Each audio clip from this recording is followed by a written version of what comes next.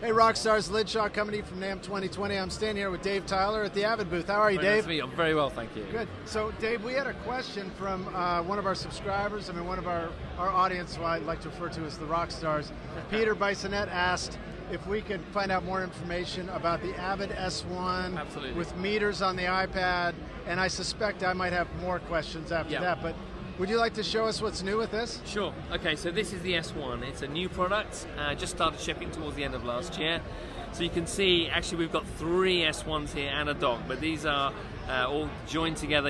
They're clipped together using magnets. So let's have a look at just one of the surfaces. You've got 8 faders, you've got 8 encoders. You've got these different modes. You can choose to be accessing our EQ, our dynamics, plugins, and so on. So we can do all of our plugin editing directly from these encoders here, where there's pan or where there's auxiliary sends and so on. And then you've got your standard sort of mute buttons. And at the bottom here, if you have a look down there, you've got some soft keys. These are completely programmable.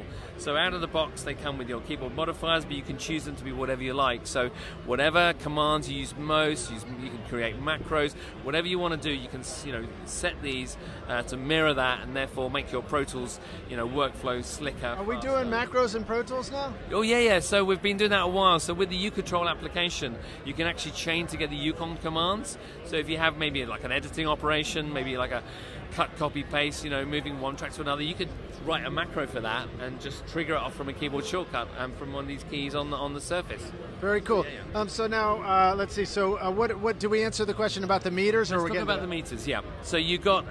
Let's get these meters running again. So we are using an Android tablet here. You can use either iOS or Android, no problem at all. So we've got a Samsung Galaxy Tab A over here, but we've got an iPad Pro running on the dock on this side. So you can choose whether you're running the iPad or whether you're running the Android. If you've got multiple S1s, then they will be in meter mode. So it's just dedicated to showing the meters of whichever tracks are being banked to on that surface. If you have one S1 rather, you can have the tablet in master mode, and that gives you access to all these pages. If you can see over here on the iPad, we have all of these pages here. So you'd have access to those pages from the iPad sitting on top of the S1. So you can only have one tablet in master mode, sorry. So if you've got more than one tablet, then you put the other ones into meter mode. Okay. Okay, so that's great. Thank you for answering that. It seems like it's very flexible and it's a lot of different options. But let's say I want to start EQing. How do I EQ from the S1 or from the iPad here? So I just press the EQ button, and then it will bring up my parameters up on the surface. So because it's a 24 fader system, then it will be starting from the left, spilling along to the right. So they're just laid out on a row there. The cool thing here is that regardless of which EQ plugin it is, whether it's an Avid one or a third party, the parameters always appear in the same way, appear in the same sort of format. Over on this side, I've actually got, if I go to a channel, let's have a look, see what we've got. Flick through some of these channels here. Not sure what plugins we have, but if we have one with an EQ, there we go. So tap on the EQ, and I can see my EQ curve, and then I can just use the controls here on the dock to do that. Now, can we actually touch the iPad screen and do anything there? No, you can't. Actually, you can move touch the iPad screen. You can move these controls here. Move these up and down, but you can't sort of manipulate the EQ. That's not the place to do it, it's with the knobs. Okay, cool. And then similar with compression or anything like that?